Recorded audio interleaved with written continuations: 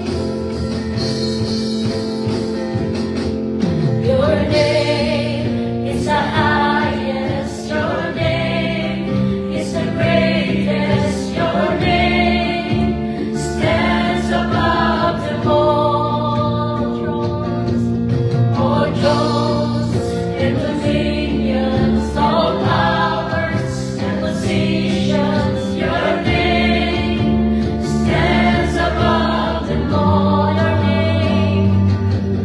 Your name is the highest, your name is the greatest, your name stands above them all. All thrones and dominions, all powers and positions, your name stands above them all. And the angels cry, holy, all creation's cries, holy, you are lifted high, holy, holy forever. You people sing, holy, to the King of Kings. Holy, you will always be. Holy, holy forever. People sing, holy, to the King of Kings. Holy, you will always be. Holy, holy forever. God is an awesome God, He reigns from heaven above with wisdom, power, and love. Our God is an awesome God. Our God is an awesome God. He reigns from heaven above with wisdom, power, and love. Our God is an awesome God. Our God is an awesome God. He reigns from heaven above with wisdom, power, and love. Our God is an awesome God. Our God is an awesome God. He reigns from heaven above with wisdom, power, and love. Our God is an awesome God.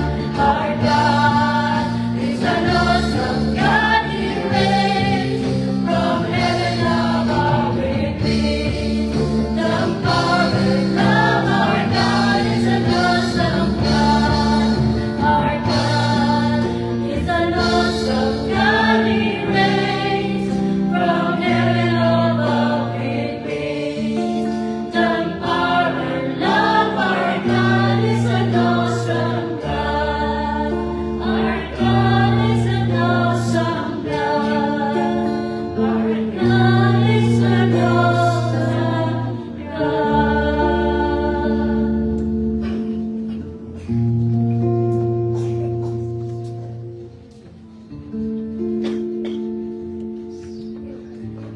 Our Heavenly Father, we believe that you are an awesome God. We believe, O God, ikaw ang Diyos na dakila na dapat purihin at sambahin ng aming mga buhay. Ikaw yung Diyos na tapat. Ikaw yung Diyos na mapagmahal. Ikaw yung Diyos na palaging nariyan sa aming mga buhay. Ikaw yung Diyos na hindi nangiiwan. Ang Diyos na hindi nagpapabaya sa amin. Diyos na tunay na nagmamahal sa aming mga buhay. Salamat, O Diyos, sa pagmamahal mo.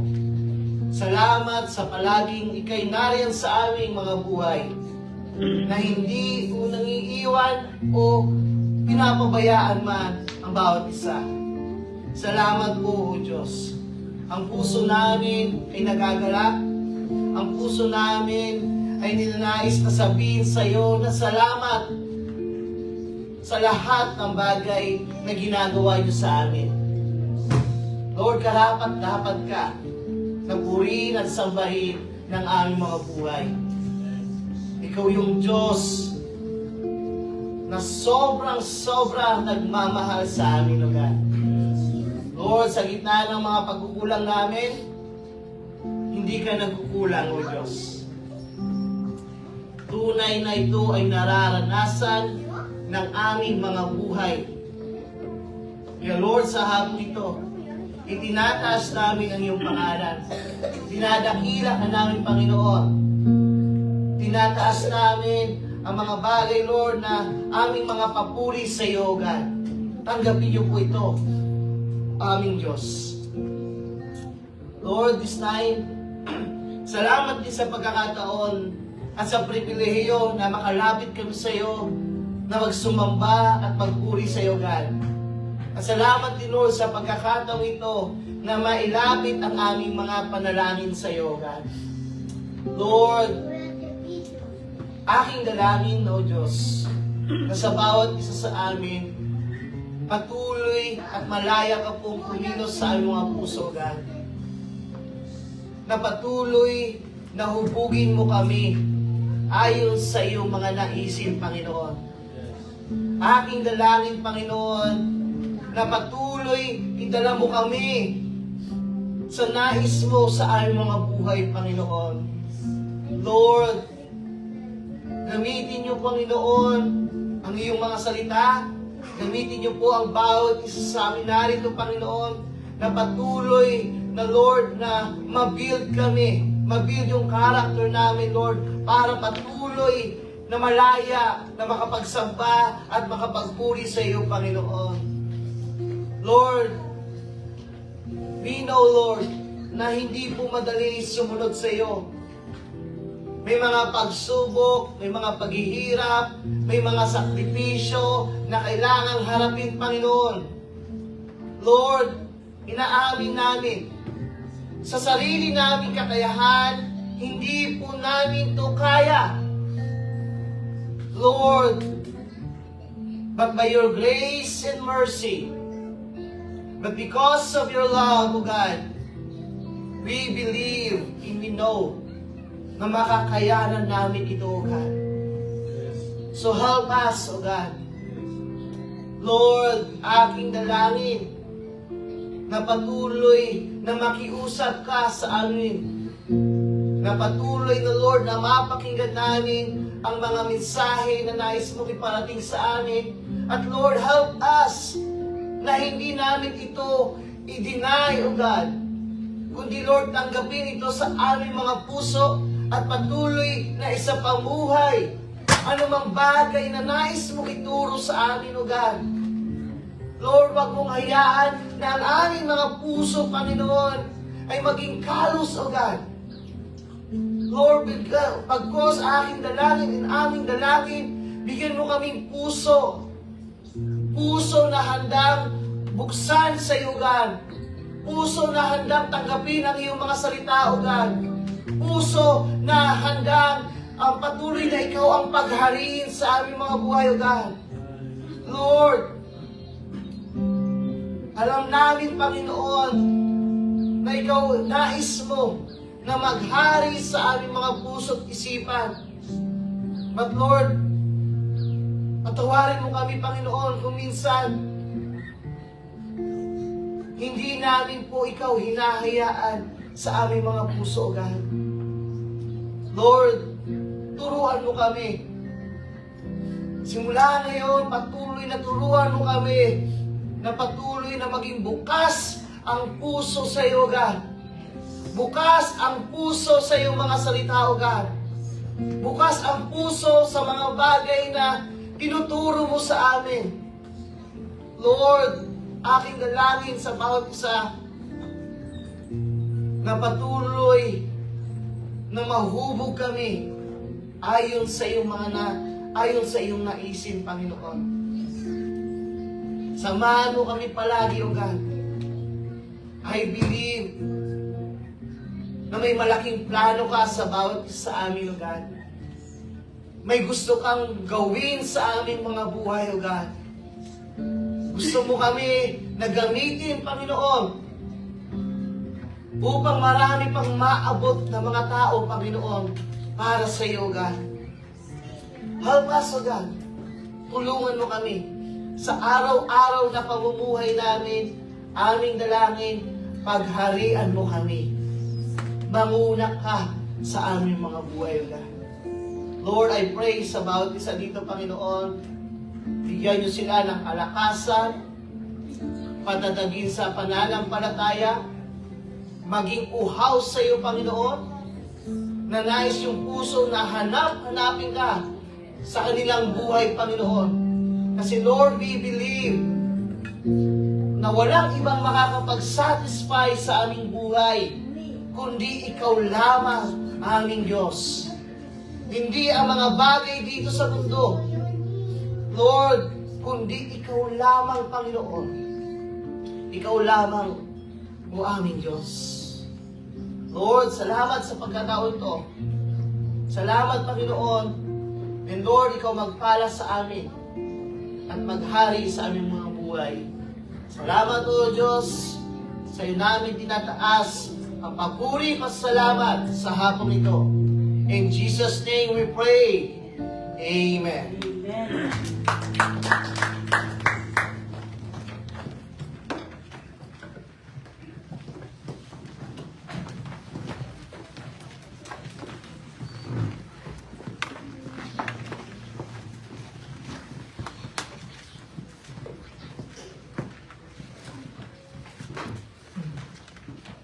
Magpalang hapon po sa ating lahat.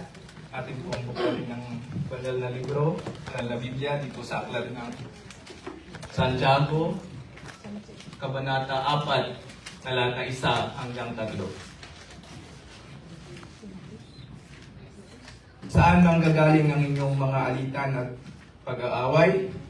Hindi ba't nagmumula iyan sa masasamang nasa na naglalaban-laban sa inyong kalooban? Mayroon kayong minimithi, ngunit hindi ninyo makamtan, kaya't papatay kayo kung kailangan, mapasain nyo lamang iyon. May mga bagay na gustong-gusto ninyo, ngunit hindi ninyo maangkin, kaya't kayo nagkakagalit at naglalaban-laban. Hindi ninyo makakamtan ang inyong minimithi dahil hindi kayo humihingi sa Diyos. At humingi man kayo, wala rin kayong natatanggap dahil hindi tama ang inyong layunin. Humihingi kayo upang mapagbigyan ang inyong kalayawan. Ang salita ng Panginoon, makako muna po tayo.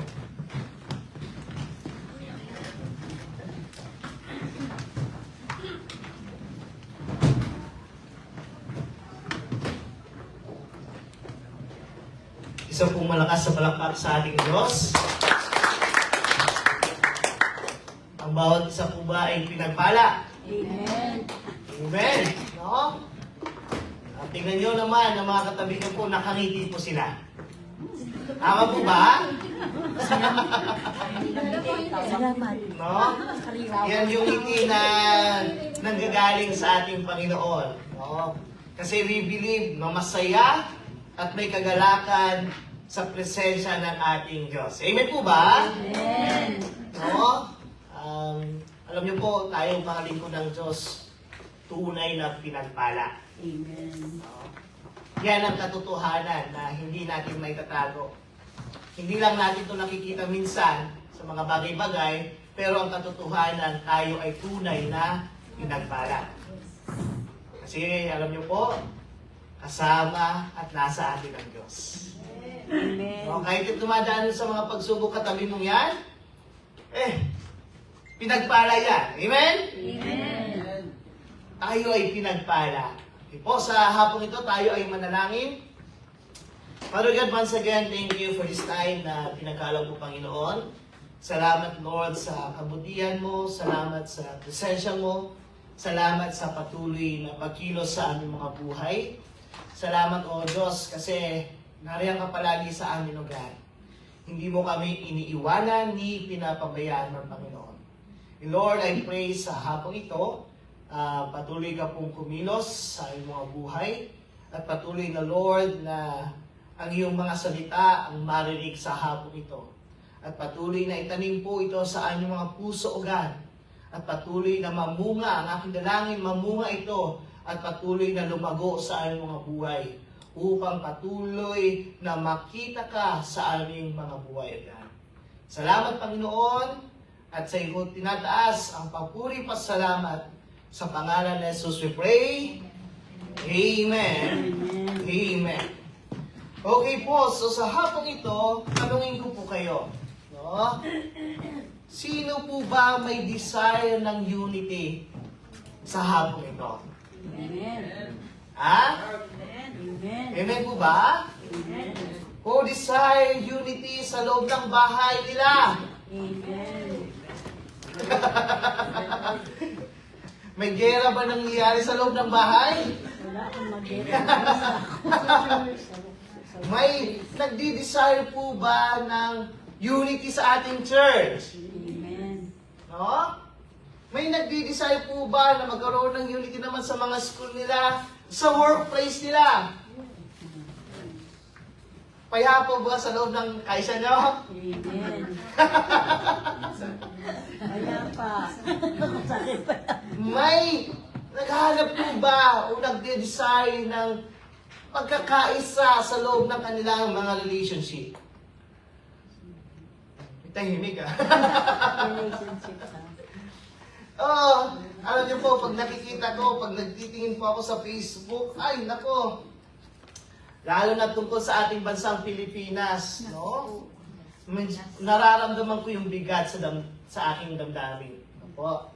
Na makikita mo, ano na nangyayari sa ating bansang Pilipinas. Nalulungkot ako na kapwa mga leaders natin doon, walang pagkakaisa. Walang. Ano po? Na para bang tinutusok, no? Yung damdamin, yung tinutusok yung damdamin ko na, nakakalungkot sa ating bansang Pilipinas. Walang pagkakaisa. But I believe, nandun ang pagkilos ang Panginoon. And patuloy lang po tayong manalangin sa kanila, ipanalangin, and one day makikita natin kung gaano kumilos ang Diyos. Amen po ba? Amen. And you know, unity po, kung makikita natin maraming beses na sinasabi po sa Biblia. No? Makikita natin ang pagkakaisa, ito ay isang hangarin ng Diyos na magkaroon tayo bilang mga lingkod niya. Amen po ba? Amen. No?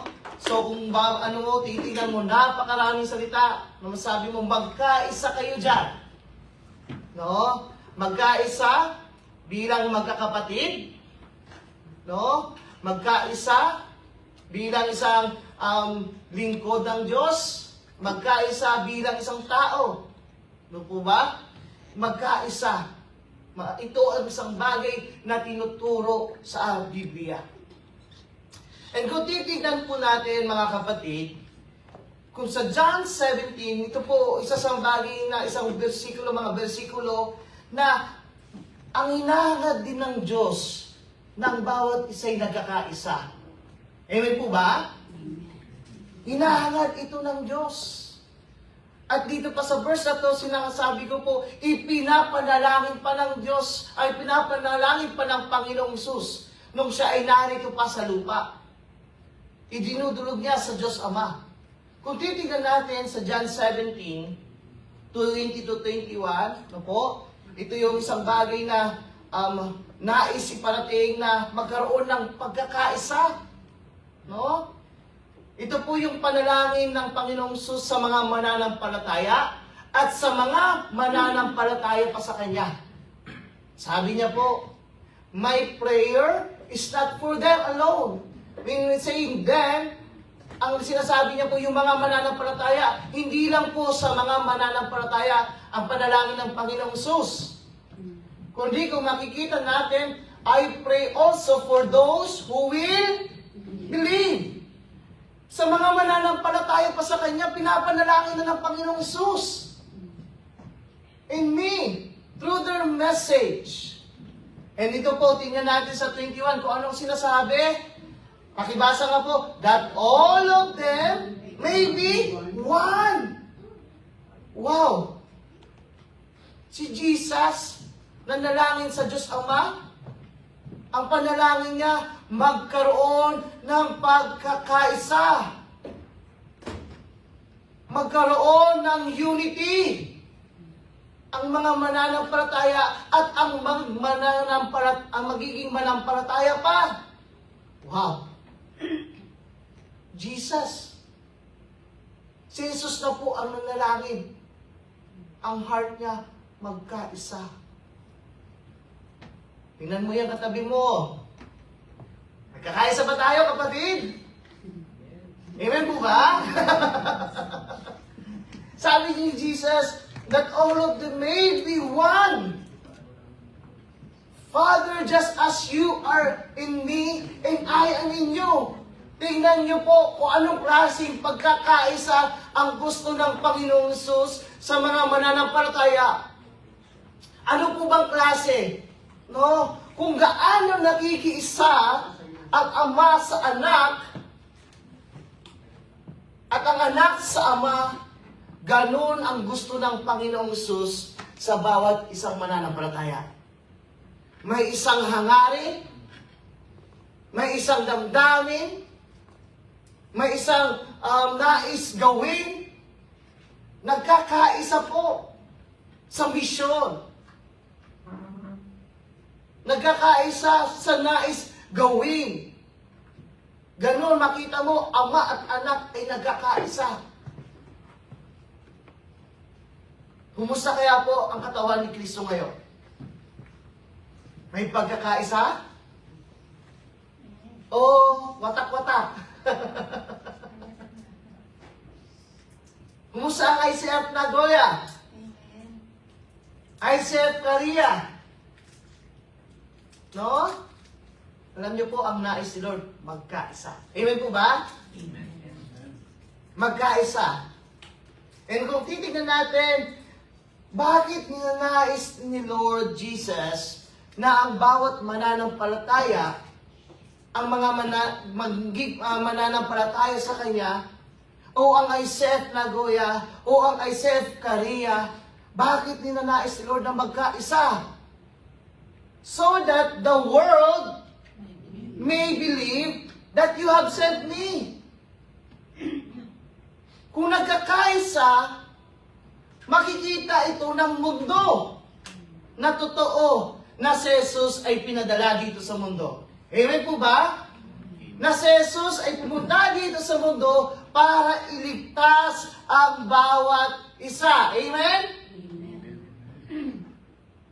Kapatid, mahirap makita ang Panginoong Hesus kung sa atin pa lang na mga mananampalataya ay hindi nagkakaisa. Tama po ba?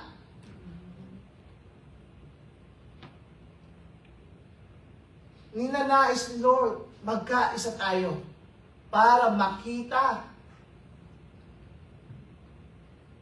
kung sino si Jesus. Kung bakit si Jesus ay pumunta dito sa mundo. And kung titingnan natin, no po, ini-emphasize talaga ng Bible, no? Na ang dapat ang bawat isa ay nagkakaisa. Kung tinitingnan natin, maging si Apostle Paul, sinabi niya po sa Romans 12:16, live in harmony with one another. Do not be proud, but be willing to associate with people of low position. Do not be conceited. Huwag maging yabang. Ano po? Sabi ni Apostol Pablo, live in harmony sa mga taga-Romans. Sa mga taga-Romans po, iba-iba ang mga Kristiyano doon. May Gentile Christian, may Jewish Christian. Iba yung background na kanilang kinalakihan. Tama po ba? But sinasabi ni Apostol Pablo, kahit iba-iba ang mga pinanggalingan nyo, Kahit iba-iba yung kinalakihan yung nature o environment, mamuhay kayo ng may harmony. Alam niyo po, pag harmony, parang isang bagay na naisip ko, orchestra. No? Nakita niyo po yung orchestra? Iba-iba silang instrumento, pero pag tumugtog sila, may harmony. Tama po ba? Ganon. Kahit may pagkakaiba-iba, nandun dapat yung pagkakaisa. Amen po ba? Totoo, hindi tayo pare-pareho. Tandaan, gawin nyo naman. Kung pare-pareho lang mukha natin. Ha? Masaya po ba? Wala nang pangit, walang pogi, pantay-pantay lang, no? Makikilala na ba natin ang bawat isa? No, makita niyo po, sinabi ni Apostol Pablo, live in harmony. Kahit iba-iba kayo, dapat nandun pa rin yung harmony. Nandun pa rin yung pagkakaisa nyo. Para makita nyo, alam mo, kung tumutugtog yung orkestra, na nasa tama at nagkakaisa, maganda po ba? Maganda pakinggan, tama? And ganun din ang Kristiyano, kung nagkakaisa lamang. Di ba po? At kahit na pagkakaiba-iba sila, nandun yung pag-iintindihan, no? Pag-uunawaan. Ito napaka-ganda tignan sa mundong ito. Ayan yung nasabi ni Apostle Paul, live in harmony. No po? Bakit? No? Ano isa sa mga importansya o kagandahan ng kakaisa tayo? Si David po, may sinulat siya sa Psalms 133. Alam niyo po, ito po yung nakita ko. Ito yung versikulo sa atin. Psalms 133 verse 1. No? Unity. No? Lalo sa church natin. Ito yung ini-emphasize din, no? Psalms 133 verse 1 and 2. Sinabi po, how good and pleasant it is when God's people live together in unity. Gaano kaganda, ka-pleasant, kapag yung mga mananampalataya ay nagkakaisa. Ang sarap po. Ang ganda po kung tayo talaga ay tunay na nagkakaisa. Sabi niya, David, paanong hinalintulad nito kung ang mga tao ay nagkakaisa? It is like a precious oil poured out on the head, running down on the beard, running down on Aaron's beard, down on the collar of his robe. No? Yung pour out ng precious oil, no? Ito po ay isang nagsisimbolo ng blessing. Alam niyo po, kung ang isang katawan ay nagkakaisa, blessing is not a problem. Nandun yung patuloy na pagpapala ng Diyos, nandun yung favor ng Diyos, running down, and running down. Bubuhos na bubuhos sa bawat isa. Ganun kaganda kapag ang katawan ni Kristo, ang mga mananampalataya, o sa inyong tahanan, sa inyong relasyon, sa inyong pamilya, sa inyong pagkakaibigan, sa anumang bagay, kung mayroong tunay na pagkakaisa, nandun yung tunay na pagpapala ng Diyos. Amen po ba? Sino gusto nang may pagkakaisa? Amen. Ha? I know everyone. And this time, gusto ko pong ibahagi ang itinuro din sa akin ng Diyos. O? And nang nakita ko, isa sa mga susi para magkaisa. O? This time, pag-uusapan po natin, the key to unity. Susi sa pagkakaisa. God-centered designs. Nandun yung desire na ang Diyos ang maging sentro sa kanilang buhay. No? Alam niyo po, marami kasing desire eh. Pero, kung ang Diyos ang magiging sentro, ang iyong palaging hangarin sa puso, na si Lord ang maging sentro, alam niyo po, ang pagkakaisa ay hindi problema. Titingnan po natin yan. No? Tingnan natin sa James. James, chapter 4, verse 1 to 3. Hindi pa tayo nakaalis sa James, no? So makikita natin, no? Ilang Sundays sa tayo na pinag-uusapan ang Santiago. And you know yung Santiago po, parang siya ang kawikaan sa New Testament. Full of wisdom. No? Kung ang Old Testament is may Proverbs na puno ng wisdom, no? Sinasabi din po ng scholars na ang wisdom sa New Testament ay walang iba kundi ang Book of James. Last time pa lang nakita nyo, kumusta ang dila natin? Maliit, pero makapangyarihan. Maliit, pero malaki ang bagay na gagawa. Tama po ba? Para siyang maliit na apoy, pero kayang-kayang sunugin ang kagubatan. Kumusta po ba ang dila natin? Ano po ba? You know, last time nakita din natin kung ano ang lumalabas sa bibig.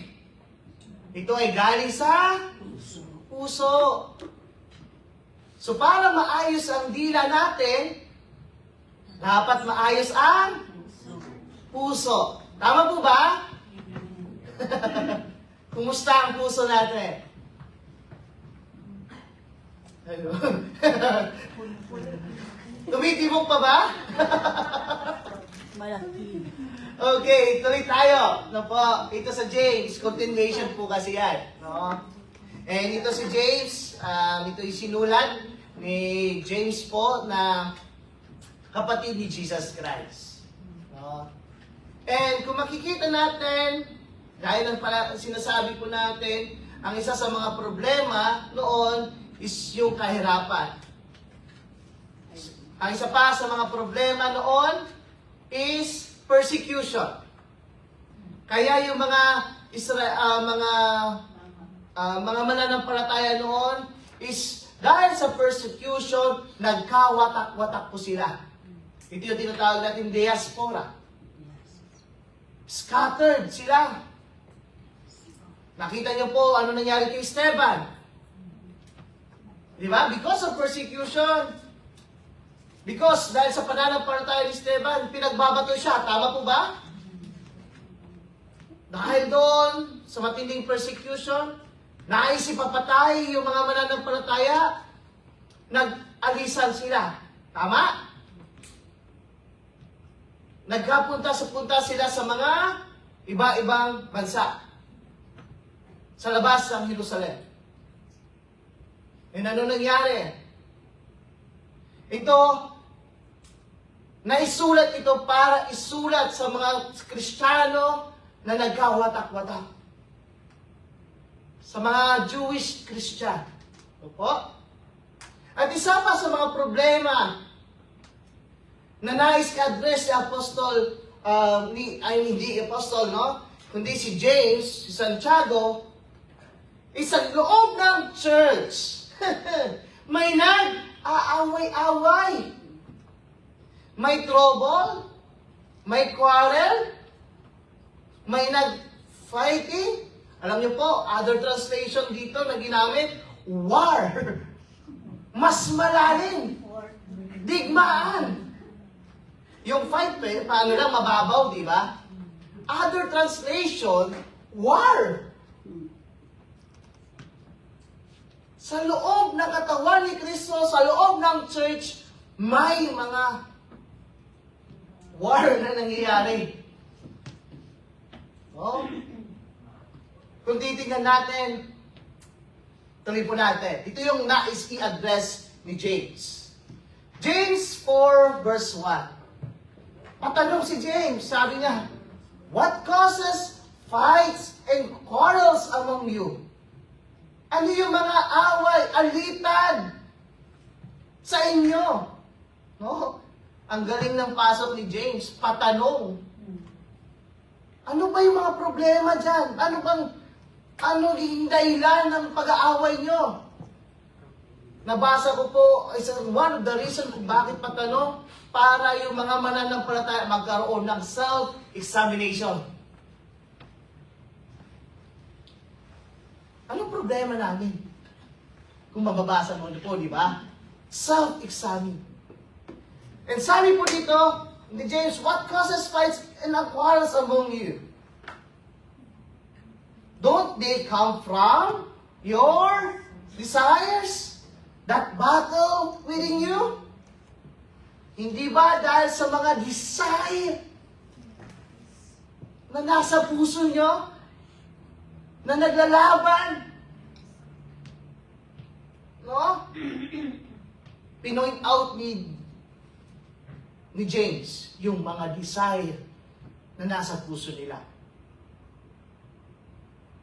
Kasi ito ang isa sa mga rason kung bakit ang tao ay nag-aaway-away. Kung bakit sa loob ng church may mga bagay na hindi pagkakaintindihan. May mga bagay na alitan sa loob ng church. Kung titignan po natin, itong word na desire na to, tinignan ko po yung Greek word niya. Ano bang ibig sabihin ng word na ito? Kung titignan natin yung desire na ginamit po dito, ito po yung heidone. Heidone. Pakisabi naman sa katabi nyo, heidone.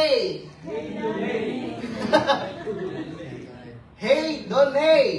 No? Iyan po ang Greek word niya, heidone. Another translation, ginamit po ito lust. Ginamit po ito sa pleasure. No? And itong word na to, pag ginagamit po siya, it denotes the pursuit of self-gratifying pleasure. No? Ginagamit po ito pag nakikita na pinupurso yung sarili lamang na kagustuhan. No? Maraming verse o mga word na itong ginamit.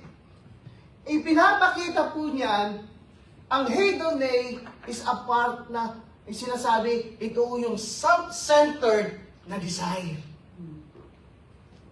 Yung ang sentro ng desire na to, walang iba yung sarili.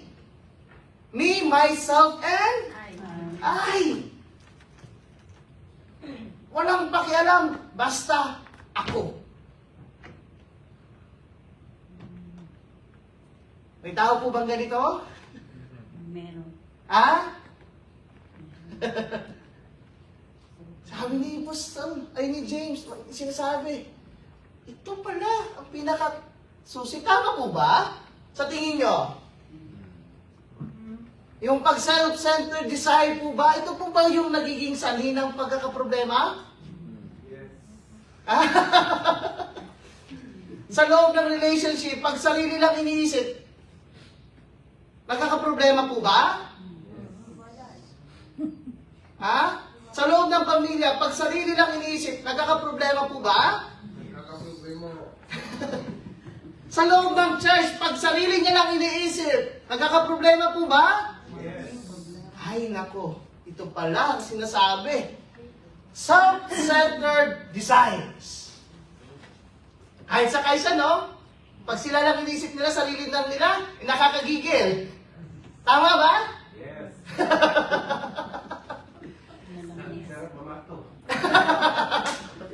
Okay. Okay. Kung makikita natin, itong word din po ito ay ginamit sa Luke 8:14. Apo. Ito yung sa parable of seed. No? Sa Luke 8:14 na po, ginamit tong word na to. Sinabi, the seed that fell among thorns stands for those who hear. But as they go in their way, they are choked by life worries, riches, and pleasures. No, ito po ang context ito. Ito yung tinuro ni Jesus Christ sa apat na klaseng buto. O na klaseng puso. No? Yung buto is may natapon sa daan, may natapon sa batuhan, at may natapon sa damuhan, sa tinikan, and may natanim sa matabang lupa. And yung pangatlo po, ito yung ginamitan ng ni Luke po dito, sa pleasures. Sinabi niya na yung pangatlo sa damuhan, ito po yung ibig sabihin, no? The seed that fell among thorns stands for those na mga nakapakinig na salita ng Diyos, but sa patuloy na na-choke sila ng mga bagay sa mundo dito. Ano mga nagpa-down sa kanila? Yung worries, yung riches, and aside from that, yung mga bagay na self-centered desire. Ang nagpabagsak po sa kanila, yung mga sariling, yung kagustuhan sa sarili lamang. Ano yung mga pleasures? Mga bagay na dito sa mundo, na hinahangad ng mga karamihang tao sa mundo ito.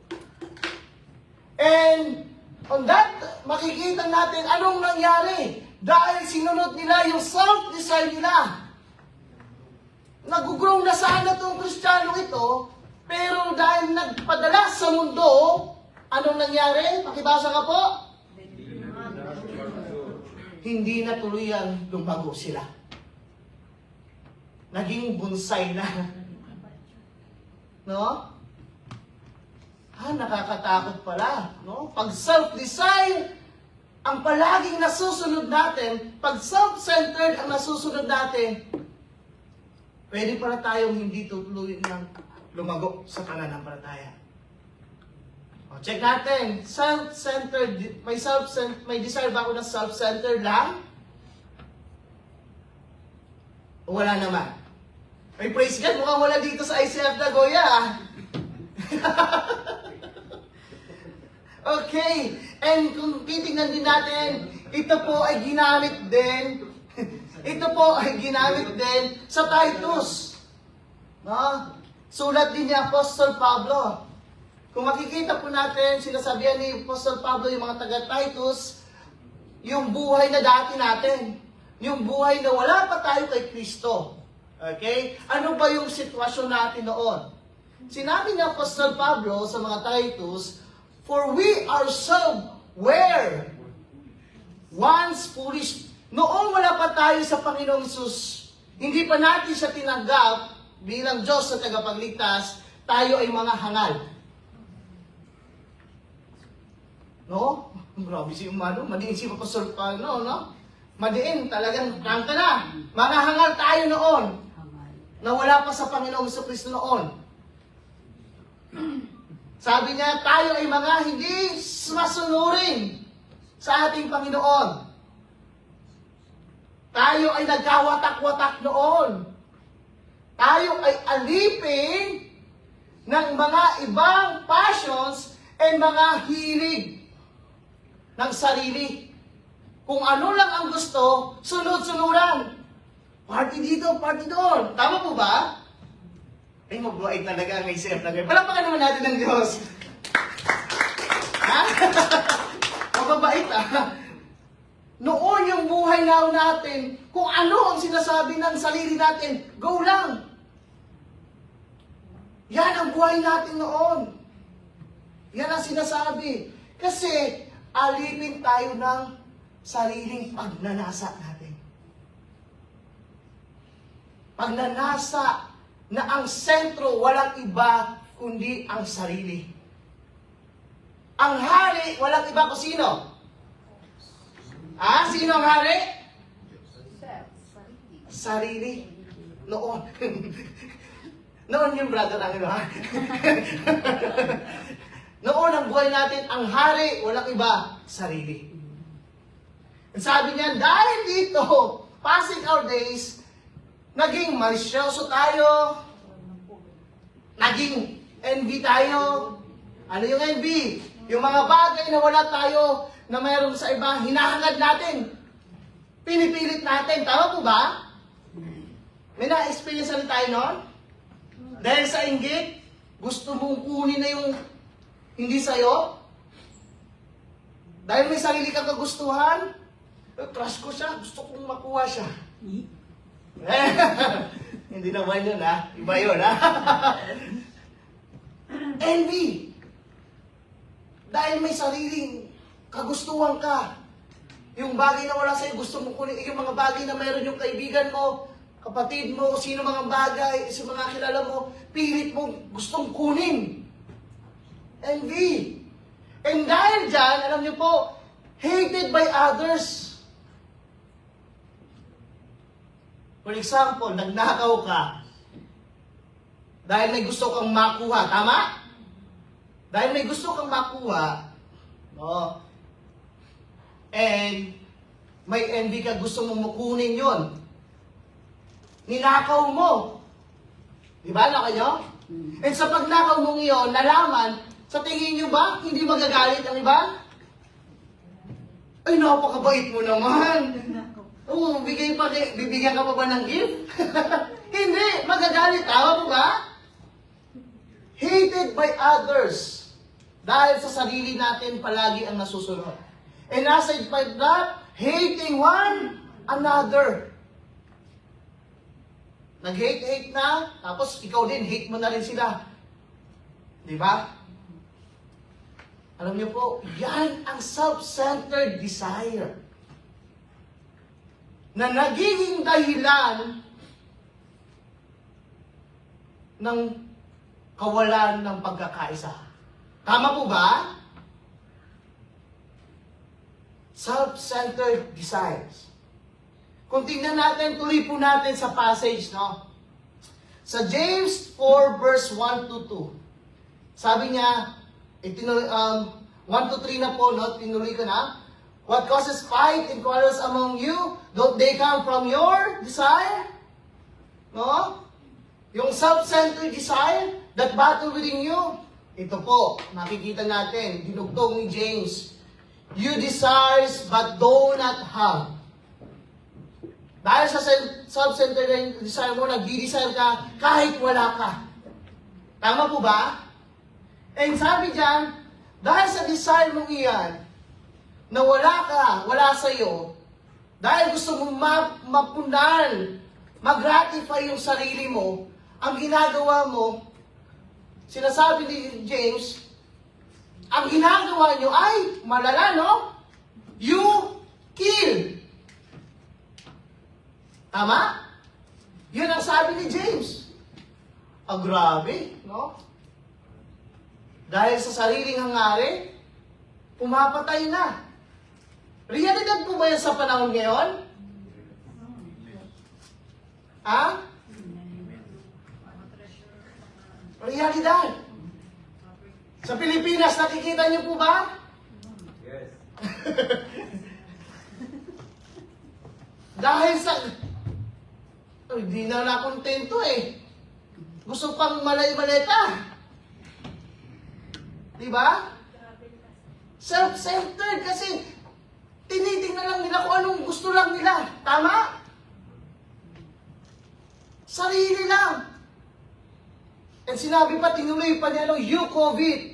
No, nag-aangad. Ba't hindi mo nakukuha? So, ano nangyari? You quarrel and fight. Nag-aaway-away. At tinuloy pa dyan. Ito pa, no? Dinagdag ni James. You do not have us because you don't ask. Ano pang ano si James, no? Kasi hindi kayo ata nananalangin. O hindi kayo nag-ask sa Diyos. Pero dinugtungan po ni James. Ano sinabi ni James? Pakibasa nga po sa 3. When you ask, us with wrong motives. You may spend what you get for your pleasures. Oh! Ano pa sabi ni James? Grabe na si James, no? Prangka talaga. Baka hindi ka nananalangin. Kaya hindi nyo natatanggap yung mga bagay na ano nyo. Pero dinugtungan ni James, parang hinilot muna, no? Tapos bago sinuntok, no? Sabi niya, when you ask, you do not receive. Nagpipray kayo, pero hindi kayo nare-receive. Bakit? May mga prayers pala talaga na hindi nakakatanggap, tawa? Ang one of the reason, bakit? Because when you ask with wrong motives, mali ang motibo. Wow. Kaya kailangan pala dati, in times of prayer, check your motives. May mga prayer ba tayong hindi nasasagot? Yung may mga maraming reason. Ba't baka meron ding reason na baka mali yung motibo mo?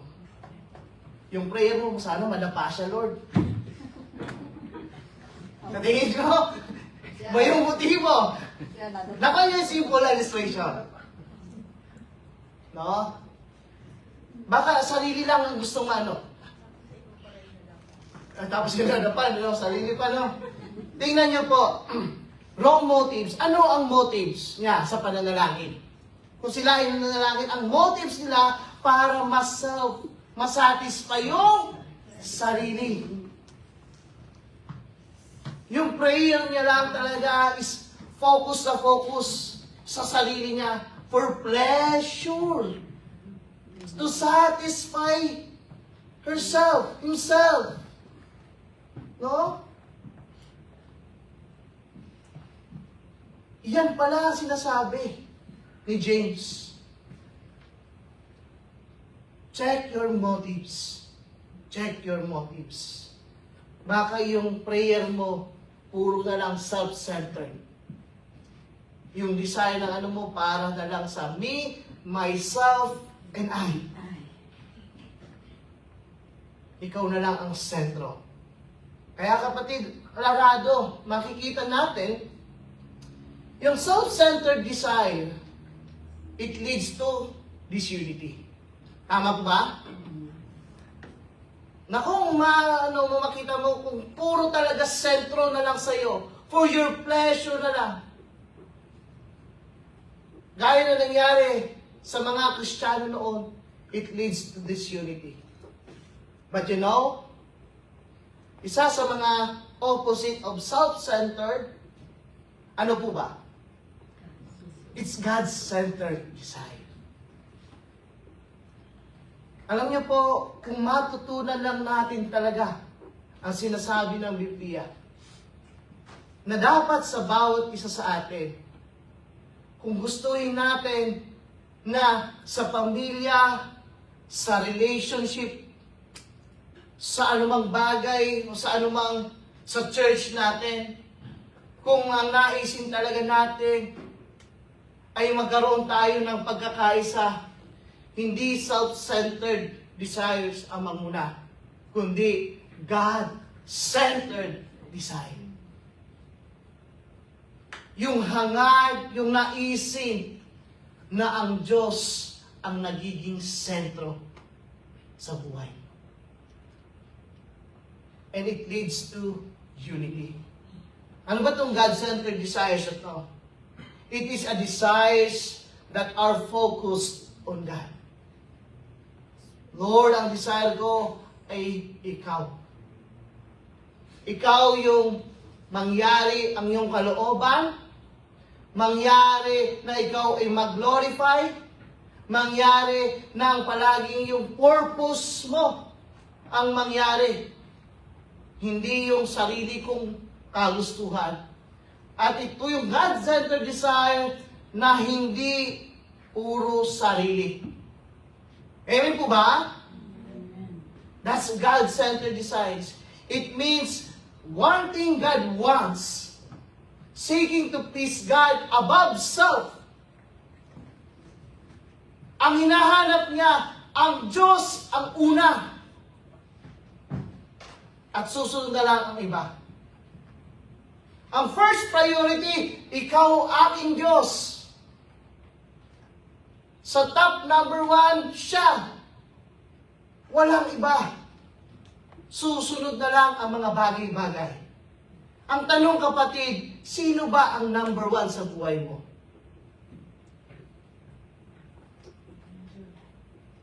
Ang Diyos ba? Ang sarili? O ang mga bagay-bagay?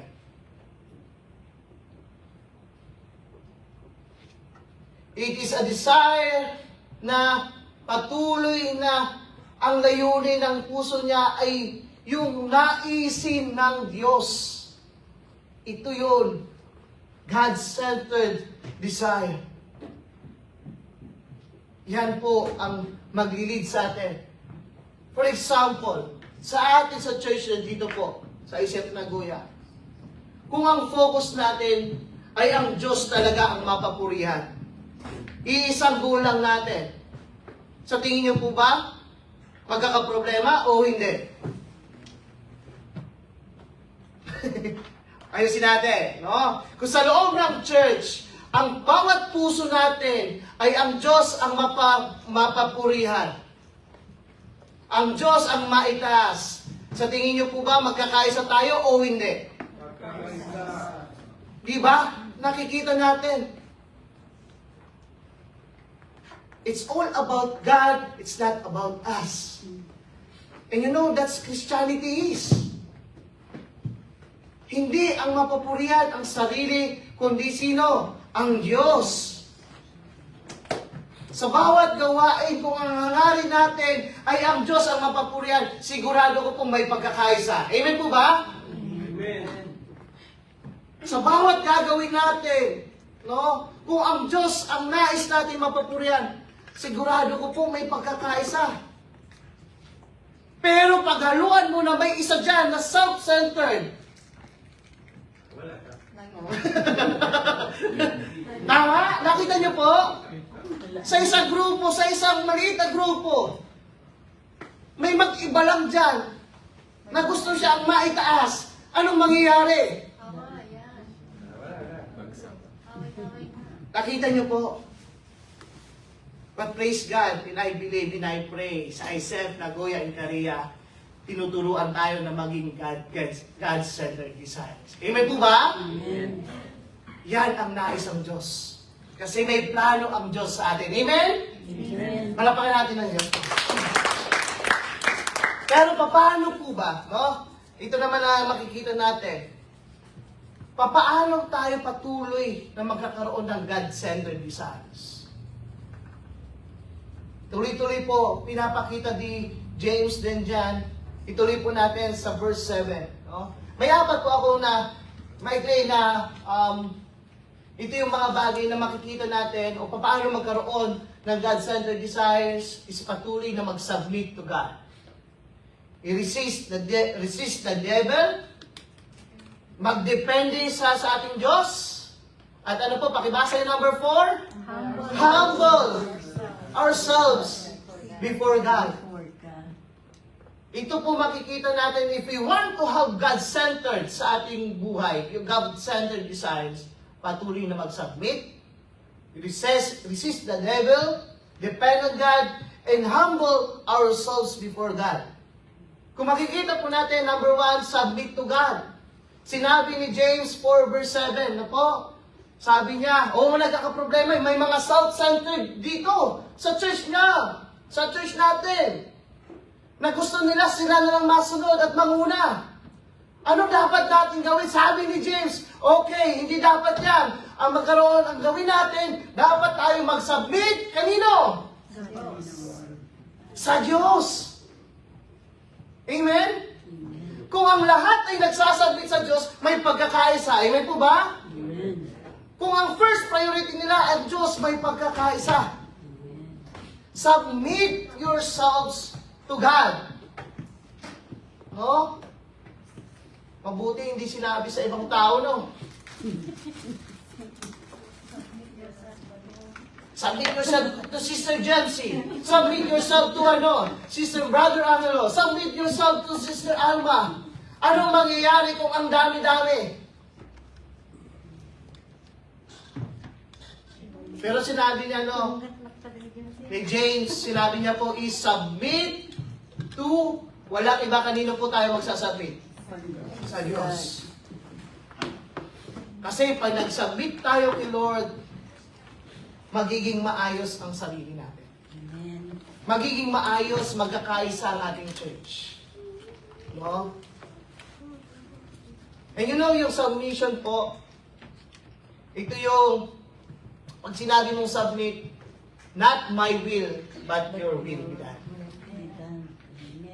Not me, Lord, but you, Lord. Amen? Not her, Lord, but you, Lord. Amen? Ikaw, Lord, ang first priority. Ikaw yung authority, Lord.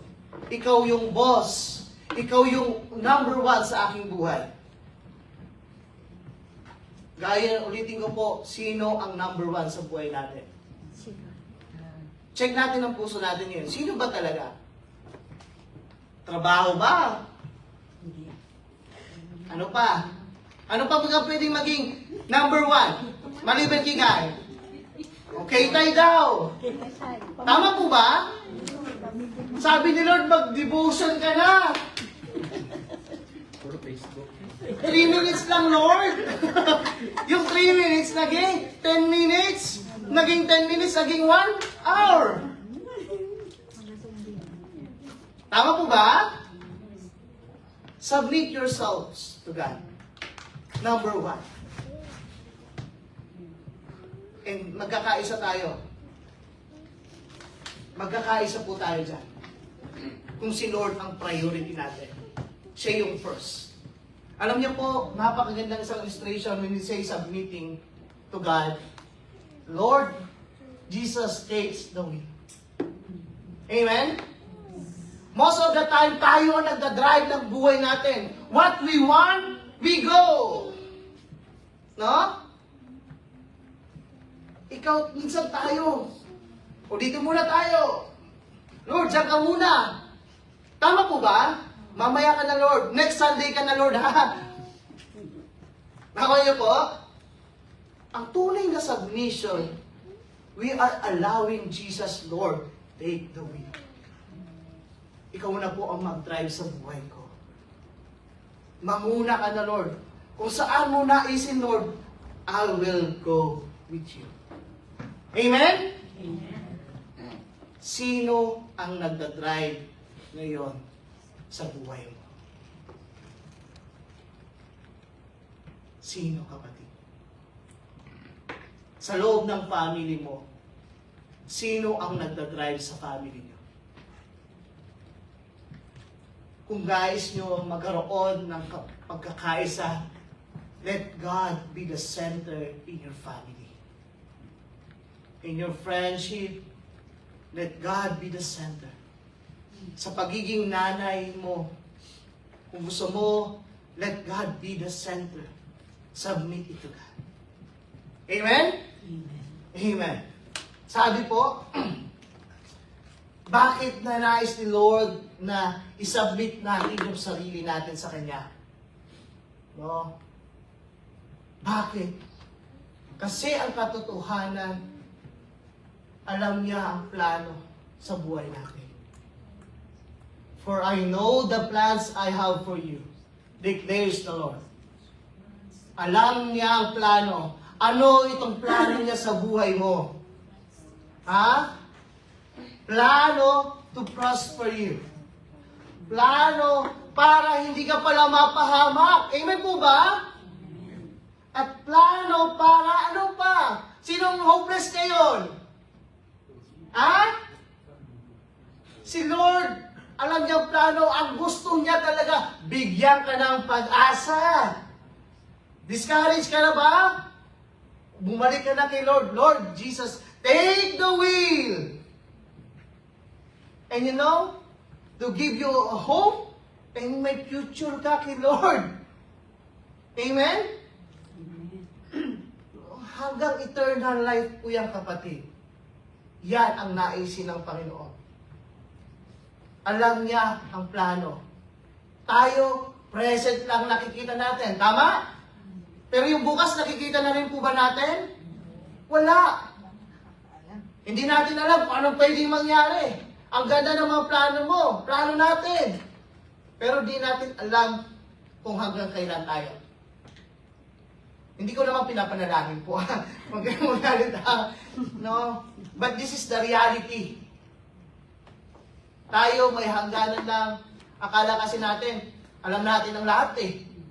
Pero ang katotohanan, ang Diyos lamang po ang nakakaalam sa atin.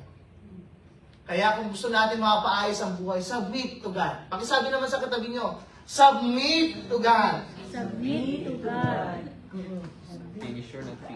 Okay, sumunod po is to resist the evil naman. No? Resist. Pagkasabi ni James, submit yourself, ibigay mo lahat sa Panginoon. No? But sinabi naman sumunod, resist the devil, and he will flee from you. No? Anong sabi ng resist naman? It is to oppose. Kung yung evil ay ano ka, labanan mo ang evil. Huwag mo ngayon, bugbugin ka na lang. Sige lang. Hindi ka maganda. Ay, hindi ko maganda. No? Wala kang future. Sasabihin ay, wala akong future. Oppose! Resist naman! Lumaban ka naman!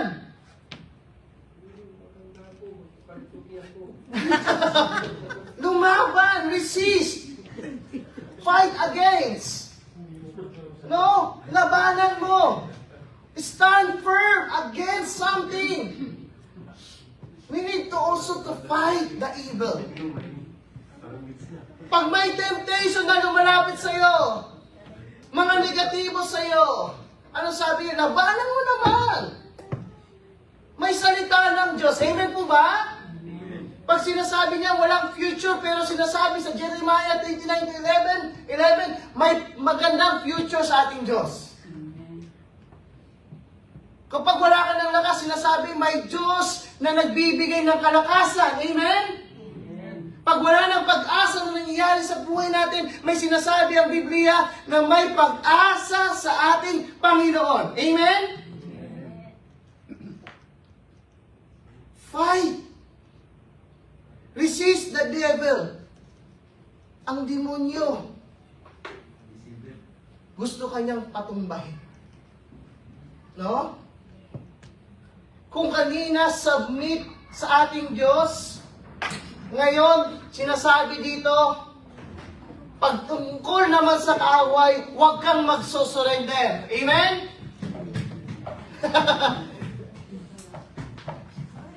Huwag magsusurrender. Amen?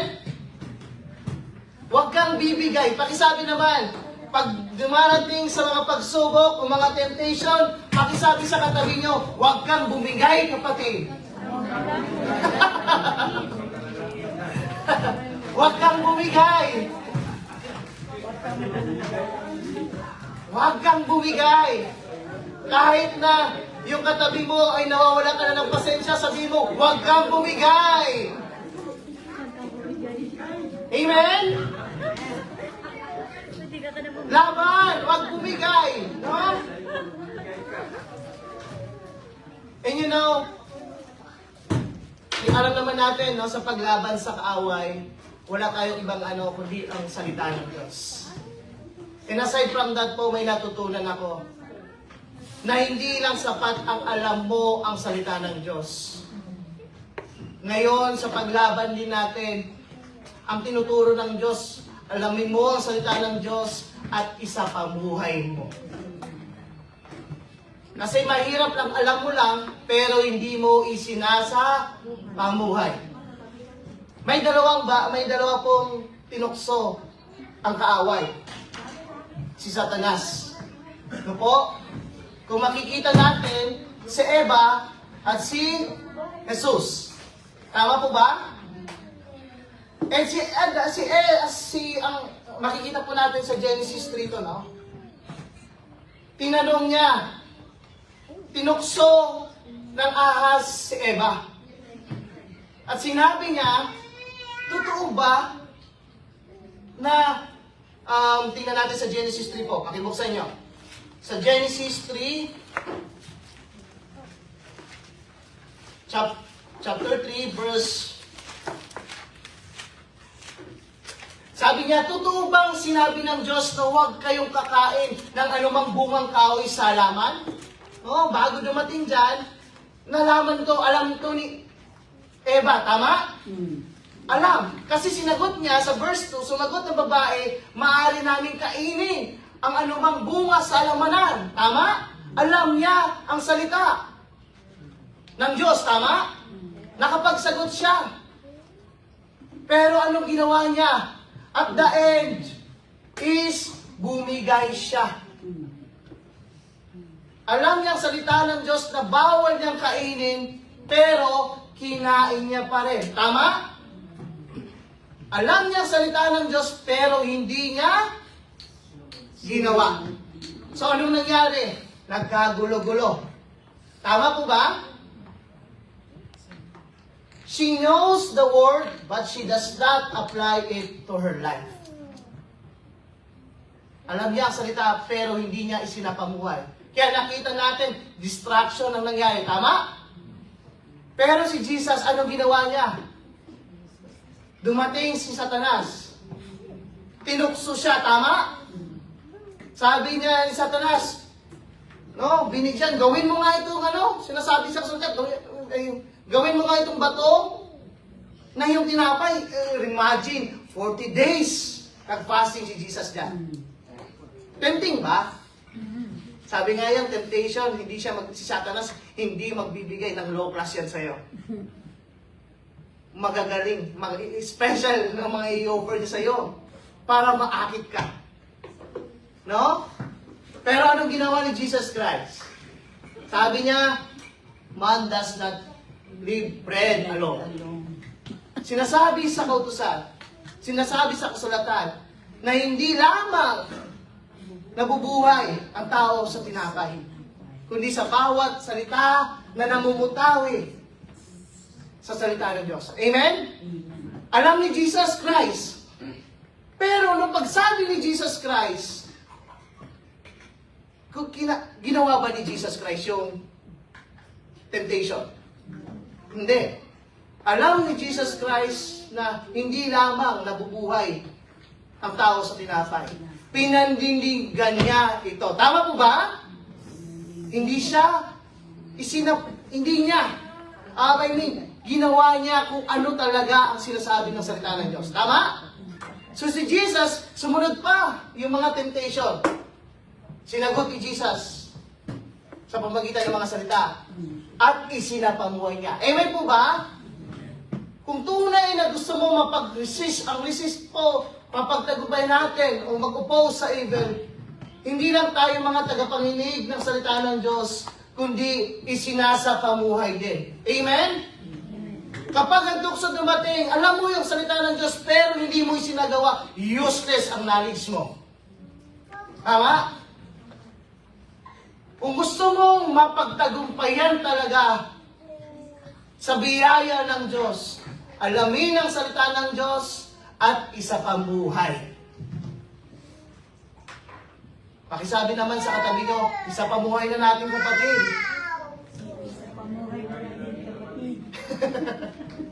Tapos, tingnan mo yan ang nakikita ni James. Kaya sinabi ni James, di ba? Sa James 1:22, nung mga nakaraang lesson natin, mga sermon, ano sinabi? Pakibasa nga kapatid. Do not merely listen to the word and so deceive yourselves. Do what it says. Do what it says. Hindi tagapakinig lang, kundi pamuhay. Kahit ilang taon tayo dito magpakinig ng makinig ng salita ng Diyos, kung hindi natin isa sa pamuhay, useless. Tama po ba? Pero talo pa yan ng unti lang napakinggan. Pero isinapamuhay niya talaga ito sa buhay niya. Siya ay tunay na mananagumpay. Sabi dyan sa Matthew 7:24, connected po to ha, makikita nyo, ito ang sinasabi ng Word of God. Sabi po sa Matthew 7:24, therefore, everyone, pakibasa nga po, Therefore, everyone who hears these words of mine and put them into practice is like a wise man who built his house on the rock. no? Who hears this word of mine and puts them into practice is like a wise man who built his house on the rock. Pagdating ng bagyo, hindi siya matitinan. Hindi tulad, kinumpara din yung sand, no? Ang foundation is sand. So, makinig at sa pambuhay. And sunod ko po is depend on God. Sinabi ni James, come near to God and He will come near to you. Ang isa sa naisin niya, lumapit kayo sa Diyos. Huwag kayong malangan sa sarili niyong karunungan. Kung ang sentro talaga sa buhay niyo sa ang Diyos, lalapit na lalapit kayo sa Diyos. Amen po ba? Come, depend on God. Depend on God. Depend on God. Gaya ng cellphone, kung makikita natin, napakaganda. Di ba? Useless po yan kahit gaano kaganda ang cellphone kung walang charger. Tama? Tama? Kahit iPhone 17 pa yan. Kung walang charger, kung walang source of electricity, walang saysay. Amen? Kailangan niya pa rin dumepende. Kaya ng cellphone, kahit napakaganda mo, napakalakas mo, o bagay na nasa iyo, napakayaman mo, magiging walang saysay ka kung wala ang Diyos sa buhay mo. Amen? Kailangan natin dumepende sa ating Diyos. Kung ang sentro ng buhay mo, sentro ng buhay natin ay ang Diyos, kailangan natin lumapit at dumepende sa ating Diyos. Gaya ng vine, no? Alala nyo? Kaya tayo ang mga sanga, ang Diyos ang vine, no? Hindi tayo magiging mabunga kung hindi tayo konektado sa ating Diyos. Amen? Sabi ni Jesus, John 15 verse 5, I am the vine, you are the branches. If you remain in me, and I in you, you will bear much fruit. Pero apart from me, you can do nothing. Amen? Without God, without Jesus, we are nothing. Okay? And last thing is humble ourselves before God.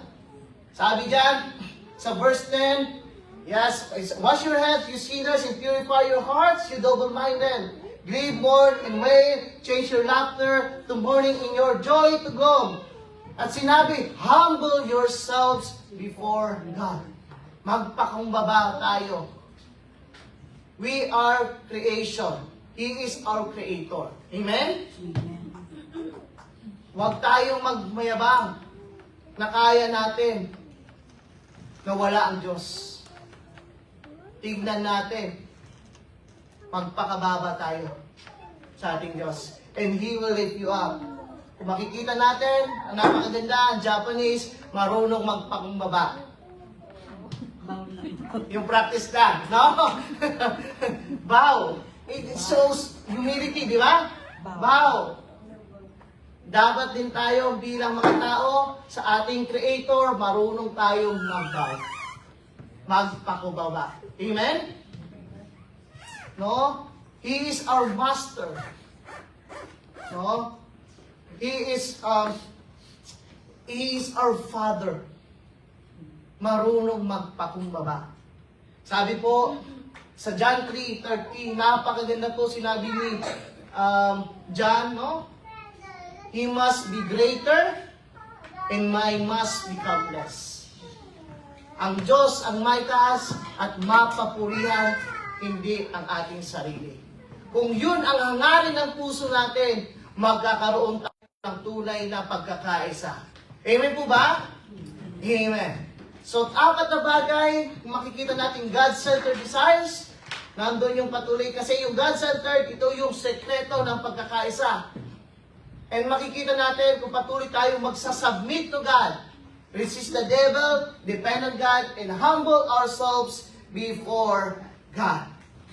And sabi po, dito po tayo tatapos sa 1 Corinthians 1:10. Ito ang pakiusap ni Apostol Pablo sa bawat isa. Brothers and sisters, in the name of our Lord Jesus Christ, that all of you agree with one another in what you say, and that there be no division among you, but that you be perfectly united.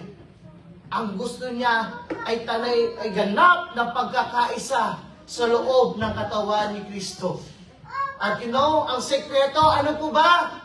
God-centered design. Ang design natin, ang Diyos. At kapag siya naging sentro, ang ating pintig ng puso, sigurado ko po, patuloy tayong magkakaisa. Huwag na huwag hayaan natin self-centered design. Amen po ba? Amen. So palakpak po sa ating Panginoon. Ayaw po ay manalangin. Father God, once again, thank you for this time na pinag-alog sa amin. And Lord, I know patuloy na ninanais mo kaming magkaisa at patuloy na, Lord, ito'y magagawa namin kung ikaw ang magiging sentro, ang design namin ay ikaw, Panginoon. Kaya Lord, help us, Panginoon, sa puso namin, ilagay mo na ikaw yung maging sentro at hindi ang aming mga sarili. Ikaw yung maging hari, hindi kami, Panginoon. Ikaw yung maging Diyos sa aming puso, hindi kami, Panginoon. Lord, ikaw at ikaw at ikaw ang may taas. Salamat po, Diyos, sa iyo ang mataas sa papuri. Pasalamat sa pangalan ni Jesus we pray. Amen.